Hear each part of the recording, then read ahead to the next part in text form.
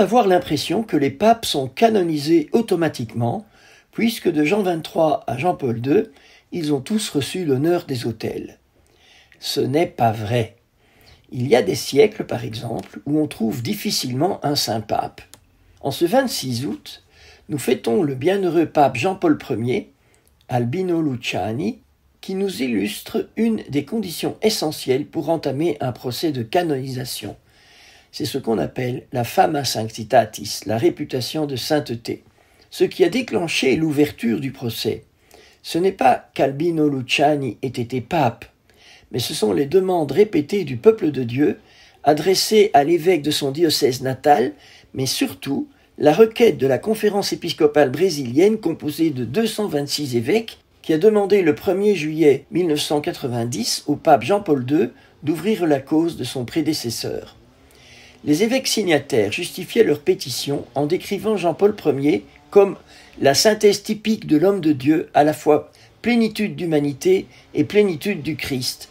Et ils concluaient en affirmant « Notre conviction la plus intime est que nous interprétons le jugement favorable de nombreux autres frères dans l'épiscopat et traduisons une aspiration très vive des fidèles de l'Église du Brésil ainsi que des catholiques du monde entier. » Le procès a donc commencé et abouti à la proclamation de Jean-Paul Ier comme bienheureux. Albino Luciani naît dans le nord de l'Italie le 17 octobre 1912 dans une famille modeste. Son père est socialiste et anticlérical et sa mère catholique fervente. Il entre au séminaire et est ordonné prêtre le 7 juillet 1935. Il assume diverses charges pastorales, vicaire, enseignant dans un lycée, puis au séminaire de Belluno en théologie dogmatique. En 1958, Jean XXIII le consacre évêque de Vittorio Veneto. Monseigneur Luciani prend comme devise épiscopale Humilitas, humilité.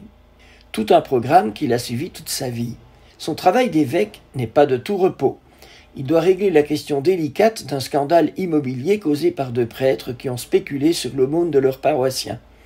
Monseigneur Luciani refuse de couvrir les coupables et il rembourse toutes leurs dettes en vendant un bien immobilier du diocèse.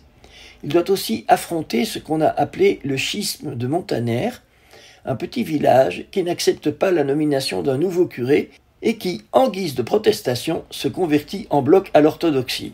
Non, sans difficulté d'ailleurs. Il participe aussi aux travaux du Concile Vatican II. En 1969, Monseigneur Luciani est nommé patriarche de Venise et cardinal en 1973. Il participe donc au conclave qui s'ouvre le 26 août 1978 pour élire le successeur de Paul VI. Il y arrive paisiblement, n'étant pas parmi les favoris. Il a d'ailleurs prévenu sa famille « Même si je suis élu, j'ai toujours la possibilité de dire non.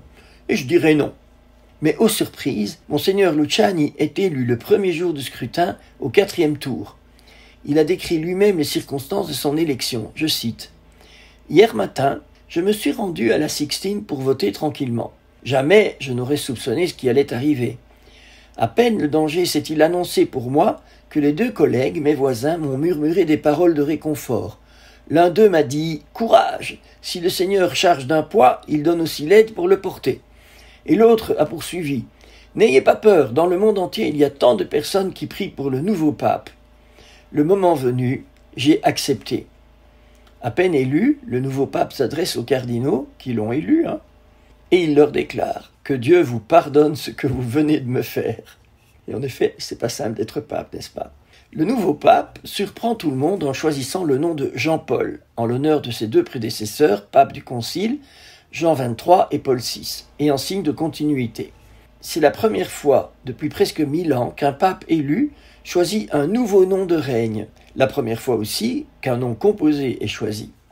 Immédiatement, la douceur et le sourire de Jean-Paul Ier conquièrent les foules. Il est le premier pape qui parle à la première personne sans utiliser le « nous » majestatif. Il ose aussi parler de lui-même.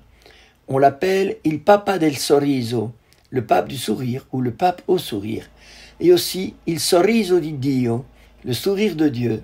Il marque par sa simplicité. Le 28 septembre 1978, coup de tonnerre. On apprend la mort de Jean-Paul Ier survenue pendant la nuit, probablement d'un infarctus. Son pontificat a duré seulement 33 jours. Ce n'est pas un fait exceptionnel dans l'histoire de l'Église.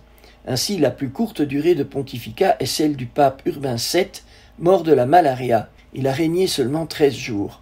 Le bienheureux pape Jean-Paul Ier n'a pu réaliser que 4 audiences générales où il a laissé l'essentiel de sa spiritualité. Il a commencé par l'humilité et a continué par la foi, l'espérance et la charité. Pour conclure, permettez-moi de citer la fin de l'Angélus du 24 septembre 1978, 4 jours avant sa mort. Il cite le martyr des Carmélites de Compiègne, assassiné pendant la Révolution française. Après avoir décrit les événements, le pape termine en disant « Sœur Thérèse de Saint-Augustin, la prieure, reste la dernière et ses ultimes paroles furent celles-ci. L'amour sera toujours victorieux, l'amour peut tout. Voilà la parole juste, la violence ne peut pas tout, mais l'amour peut tout. Demandons au Seigneur la grâce qu'une nouvelle vague d'amour envers le prochain envahisse ce pauvre monde. » Fin de citation. Et c'est ce que nous pouvons faire avec le bienheureux pape Jean-Paul Ier, demander qu'une nouvelle vague d'amour envahisse notre pauvre monde.